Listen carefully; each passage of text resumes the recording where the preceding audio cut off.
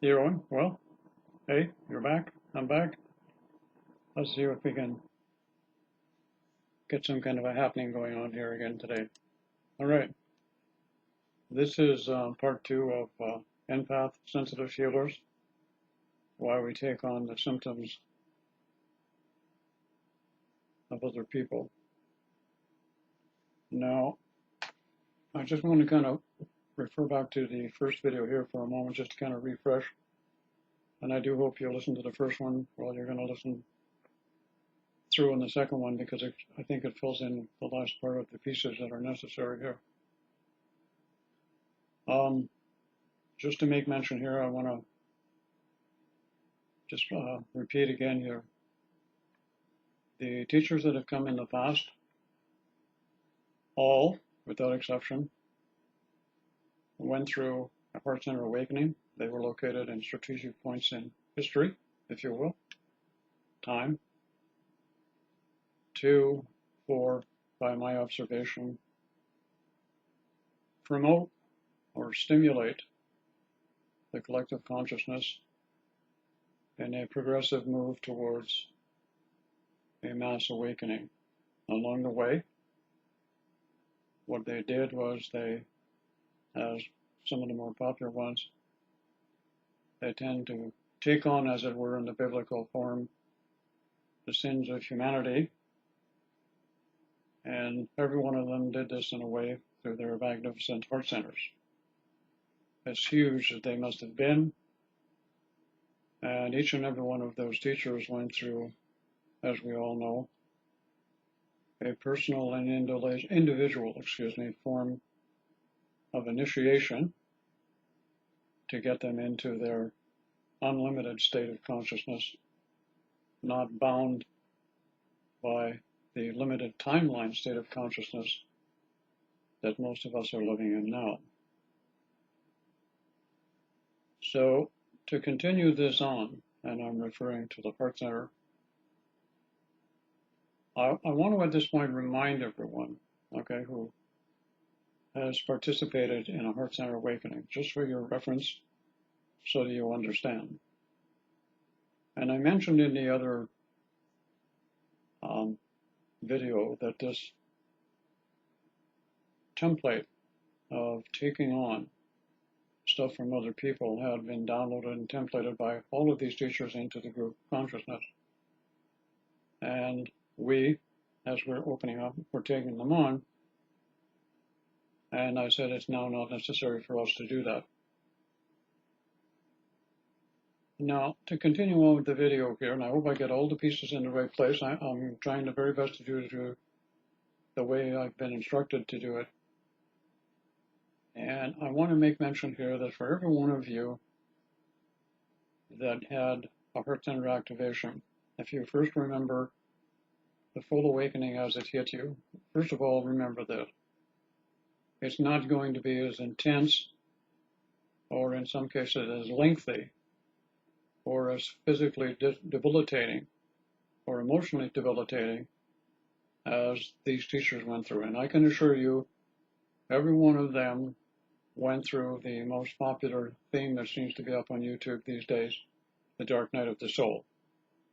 So the dark night of the soul is simply nothing more, nothing less than a remodeling and a disintegration of your old personality attributes to the point of what you can handle at the particular point in time that your heart center awakens.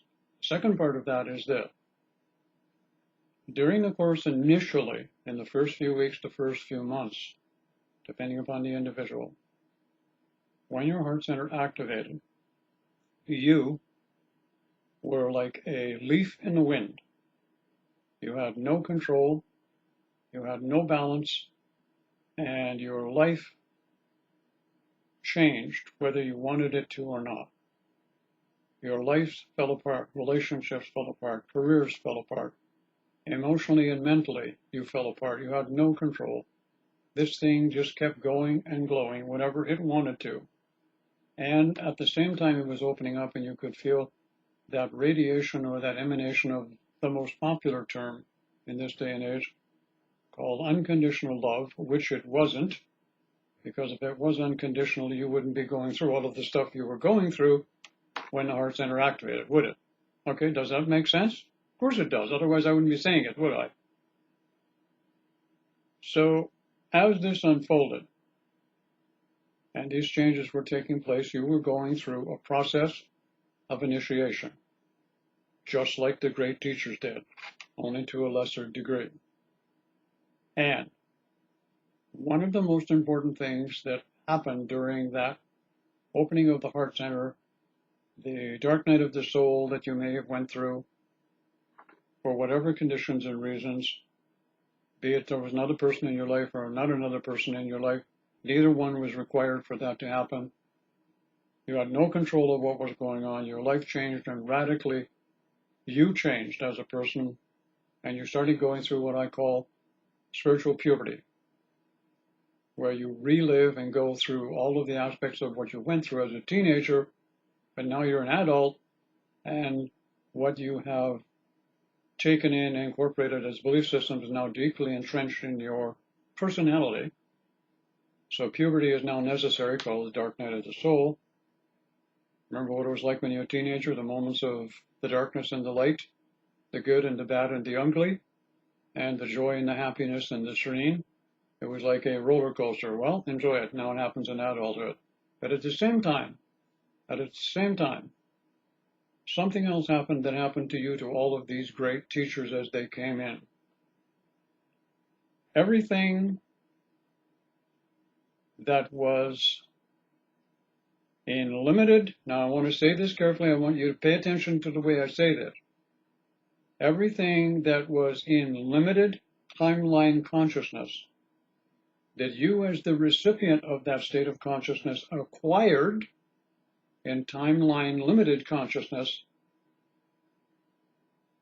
called positive, negative, or debt or obligation or sin or whatever you want to call it, was wiped clean. That's part of what the heart center activation was all about.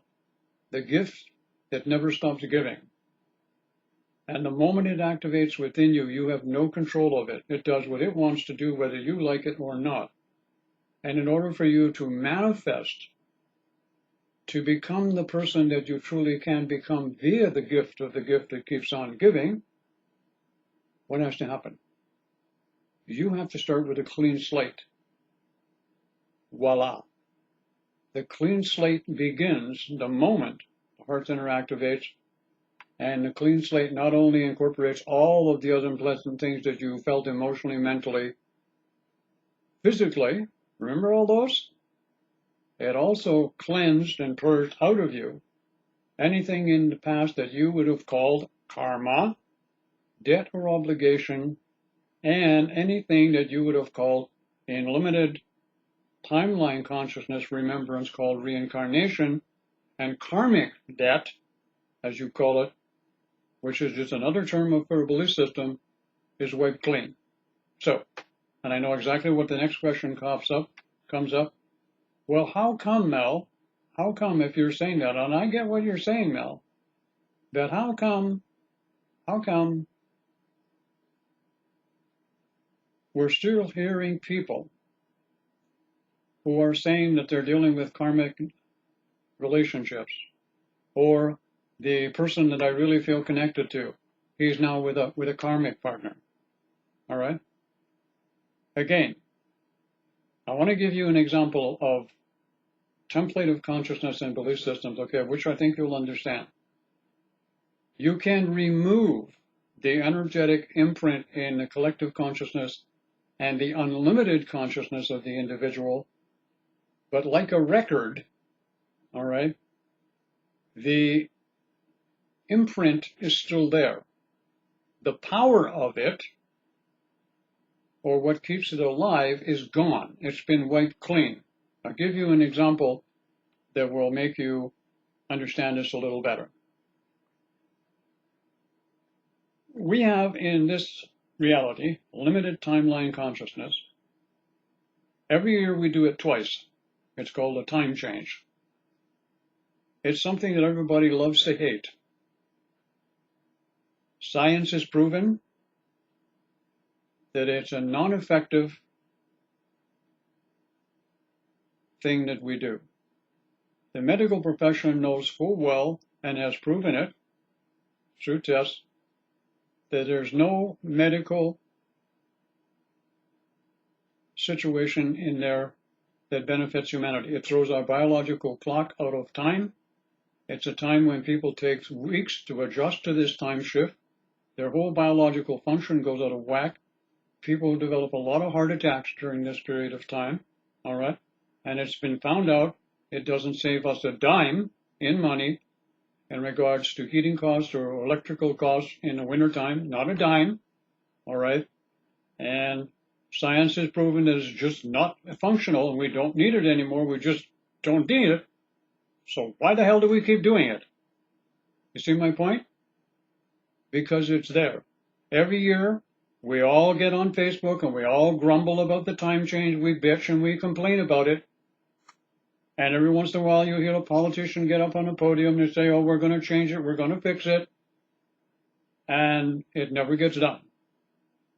So we keep reacting to something that's in the collective conscious, keep doing it over and over and over again when it simply is irrelevant. It's not there anymore. It's the same thing with a belief system, okay? And one of the other things that I'm very much aware of is this. As a species, we have a dominant emotional body. We all know this. The transition to heart center consciousness and unlimited consciousness, or multidimensionalism, if you will, is to transition from emotional expression of consciousness to the spiritual unlimited state of consciousness, because the emotional body is linked to time, okay? And as we have time, everything has to fit into that slot, if you will. So what happens is, this is the theory for reincarnation.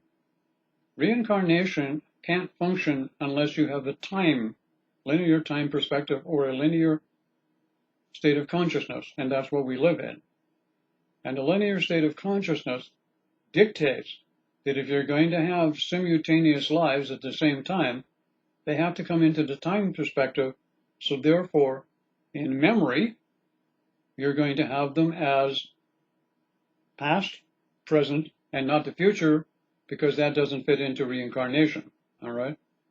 So you have people that can go into a different state of consciousness and they can experience timeline, call it reincarnation, through people that can put them into a hypnotic state. Let me give you another example here that will apply. Have any of you ever had the experience where you've been doing something and you lose all track of time? And you think probably an hour's gone by and actually 4 hours went by. Or you missed a whole day, okay? Or you have an out-of-body experience, which is happening more and more often these days, and actually you think you were out there for hours, and you come back and it's only been 5 minutes. See my point? The same thing applies to what's templated and downloaded into the collective consciousness. It must be always filtered through in a timeline perspective, otherwise we can't grasp it. All right? Why can't we grasp it? I'll tell you why. We have in the emotional body something that we do that keeps us anchored into timeline or the material world. Somebody figure out what the word is?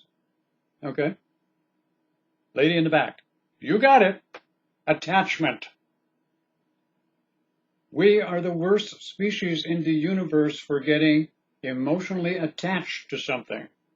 How many of you are emotionally attached to where you live? How many of you ever tried to sell a house when you're emotionally attached to that house? How many of you, when you had a heart center activation, because you tend to get emotionally attached, found yourself not only emotionally attached, but what I call the big whammy, you became obsessed, emotionally attached to the one that evoked in you the feeling that you've never had before. Got it? Twin flames? Okay. We get emotionally attached. So what happens with this, the teachers who have downloaded the aspect of forgiving and for taking on humanity's sins and dysfunctional patterns and all of that stuff, they passed it right on to us.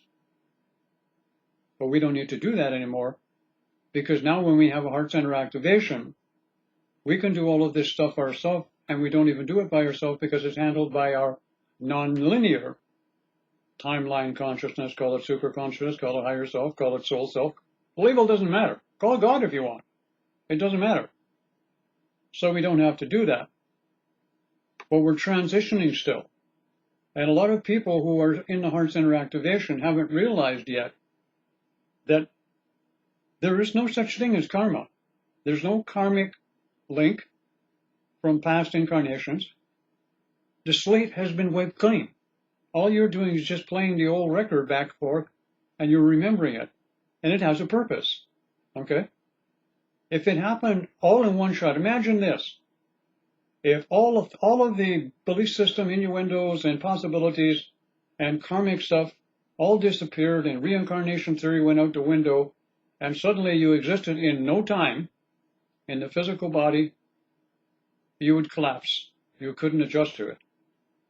So what happens, the process, being extremely creatively intelligent on your part, gives each individual time, you see, time to allow those things that are no longer applicable to disintegrate through the individual attracting to themselves situations, circumstances, and people that will assist them to let it disintegrate within themselves until they get to the point that they realize that they have transitioned away from the emotional experience of life, time, attachment, the emotional experience of love, relationship, and sexuality.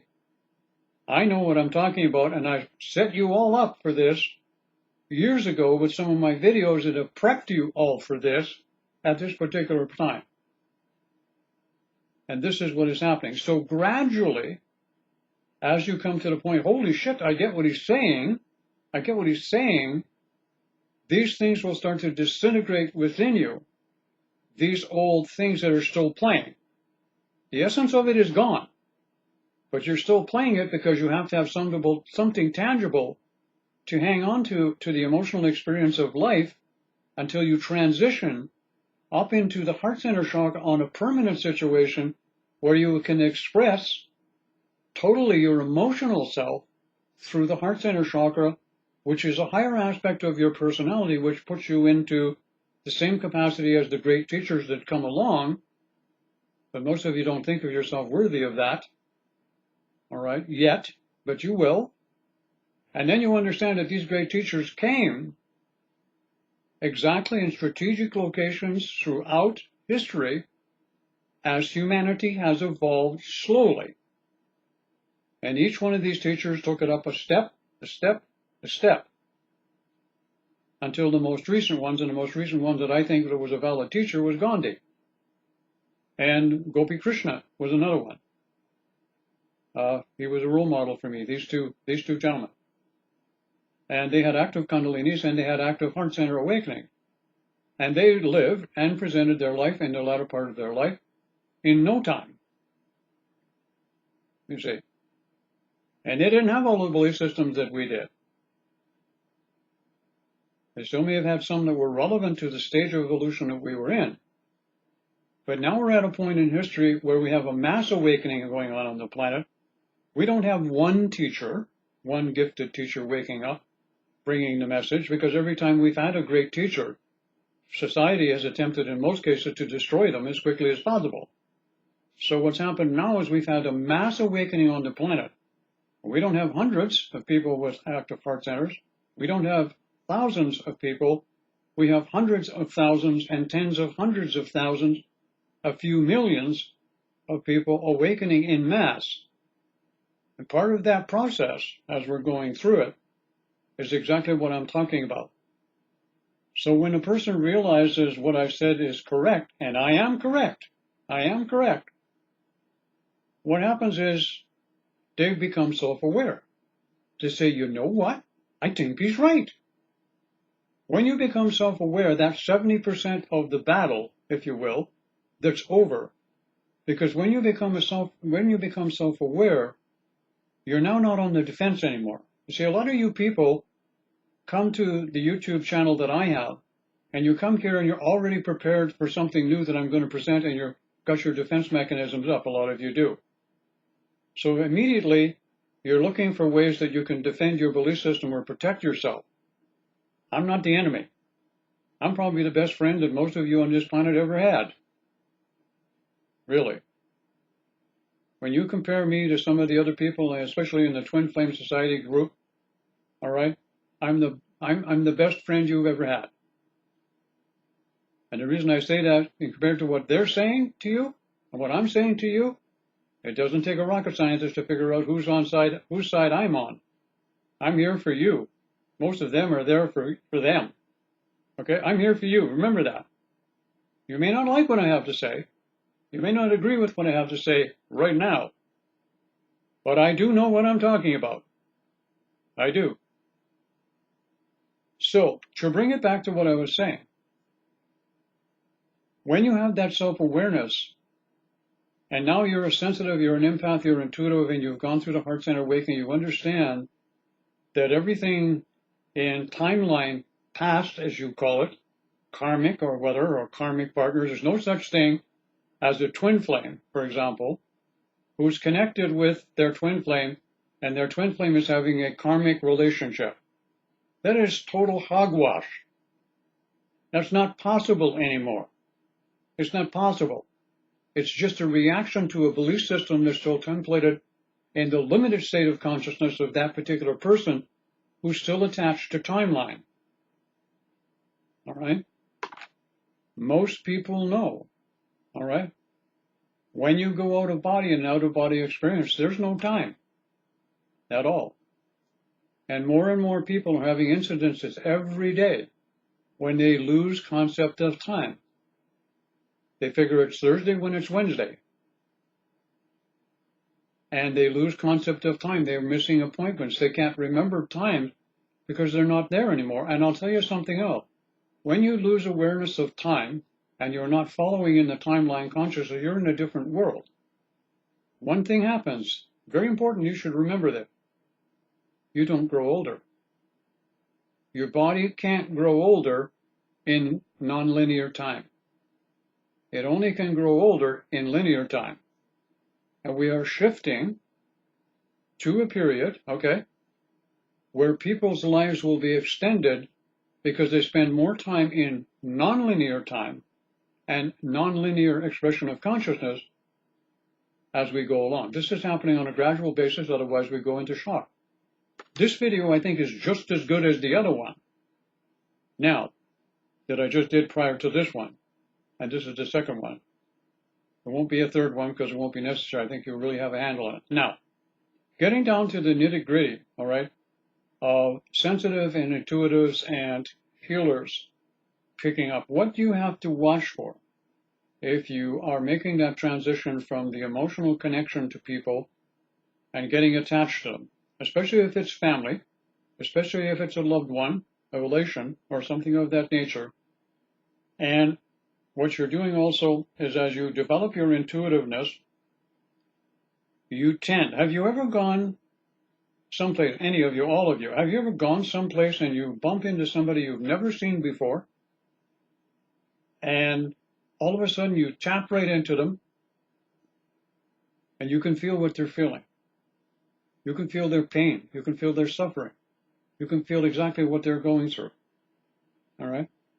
And you can feel it in your body where they hurt. That part of it is important in the evolutionary process. I want to say this, and I hope I say it the right way. I don't want anybody to take it the wrong way. Our society and the people on this planet, and based on the material you see on television and the news, are becoming more and more insensitive. When you watch a movie, the killing, the mutilation, and the stuff on the news is just getting more and more insensitive. every day.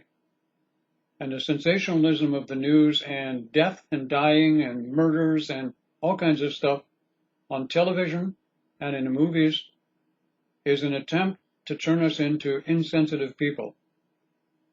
We first of all have to learn how to be sensitive and become aware of that, and this is part of the exposure. We do this temporarily to learn to be sensitive and be authentic and to have feelings for others in that way, but we don't have to take it on. If you are aware, and you can accept what I'm saying as being reasonably close to being accurate, understand that that feeling what the other person's feeling is part of the package for a while to get us more aware of what's going on outside of ourselves. Do you remember I said to you in my last video, I'm a real selfish person. I'm here for you. I'm not here for me. All right? That gives you an analogy of sensitivity, what it's like to be an empath, what it's like to be a healer. Okay, I'm going to use the word healer because you are precipitating a healer in a person, so you're the healer precipitating a healing in the person. And one thing that I teach all of my practitioners, I teach every one of them the same thing. Never, never, never, never, when you're dealing with somebody you're working on, do you go where they are emotionally. If you do, you're dead. It's over. It's finished. I don't mean dead physically. You're over. The session is over. You cannot do nothing. You must maintain and stable yourself in the heart center chakra. Why? Because sooner or later, this exposure that you're getting will stop. And it will stop sooner if you understand what I'm saying to you. That the great teachers that came in that took on all of that stuff, set up a template for us as an example to be able to experience it, but then be aware that it was nothing more than a template that was supposed to be temporary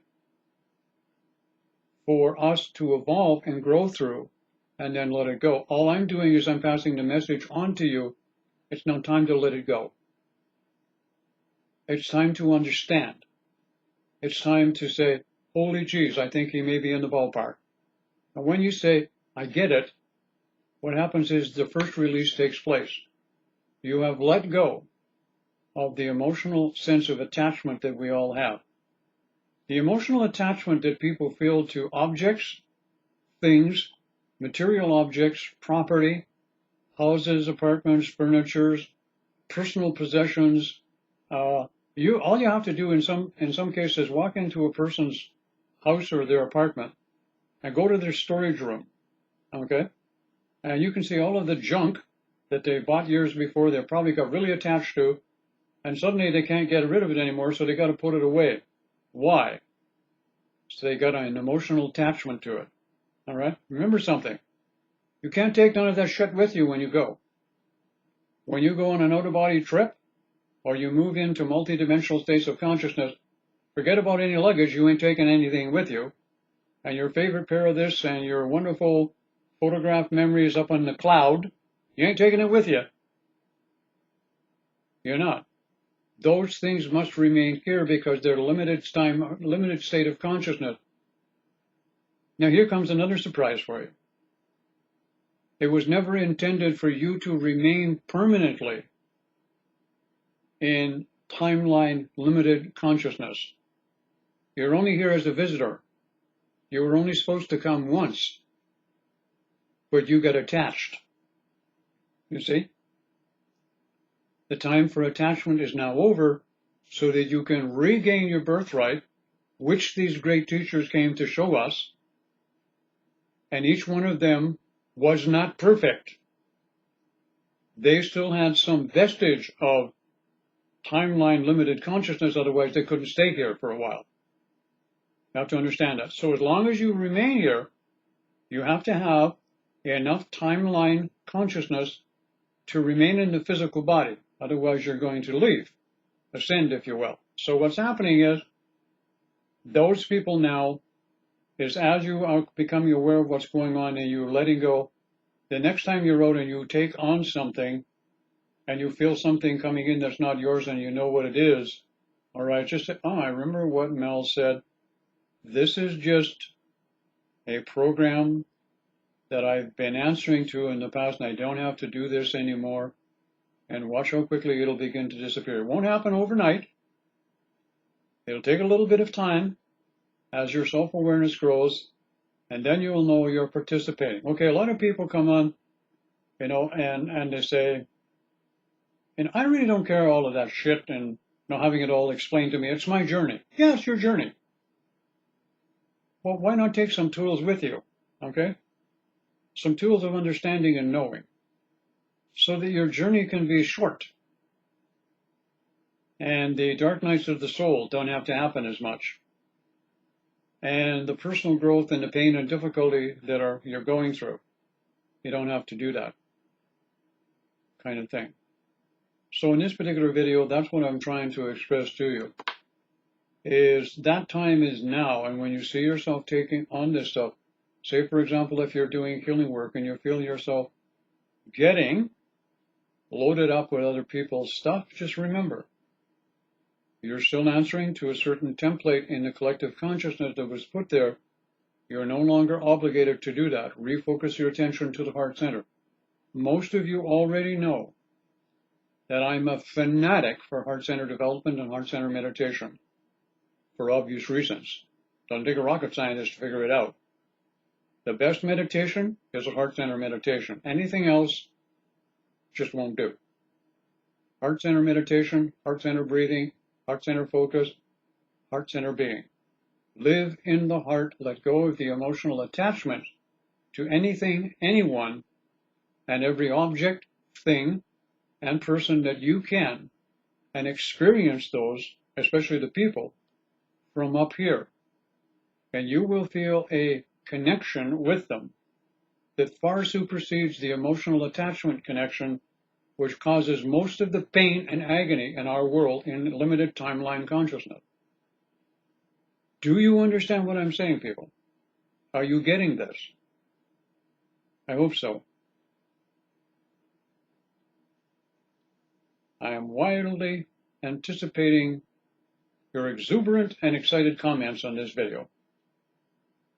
And probably a couple of negative ones too, and that's okay. Don't mind. Not everybody's on the same boat or moving in the same direction. We're all going to get there. Some, nah, probably not. Some, maybe. Most, yeah, probably. Okay, we're getting it. So just remember, you don't have to take it on. Once you know that it's a collective template downloaded into the collective consciousness, it served its purpose, and you have done it by going through your own heart center awakening, and you're moving into that non-linear state of consciousness. Gradually, the pattern will disappear and disintegrate, fall apart. It has to be there for a period of time, otherwise you would collapse and not be able to exist as a human in linear time. So if that's the question that people ask, well, why am I still making that connection with people? Because it will disintegrate gradually. These two videos here, for me, were given to me to be put into our YouTube channel at a strategic time. They are for people. They are for people, excuse me, who are ready to hear it. All right. As they hear this video and they hear the first one, you will feel the release within you. You will feel the understanding. You will feel the knowing. And as you do this, just allow, okay? Don't try to think your way through what I'm saying. Allow the words to flow through you, to hit that part in your heart center chakra that it resonates with, and then watch the doorways open. You don't have to think your way through what I said. Allow, feel, intuit, resonate with it. All right? Automatically, anything that doesn't fit you will sort itself out and drop by the wayside. You don't have to use the mental faculty or the intellectual faculty for this. This is an intuitive, empathic, higher self, intuit type of scenario. You get what I'm saying? Of course you do. Otherwise you wouldn't be here, would you? Have a great day. Remember, I'm selfish. I'm here for you. I'm not here for me. Have a great day, everyone.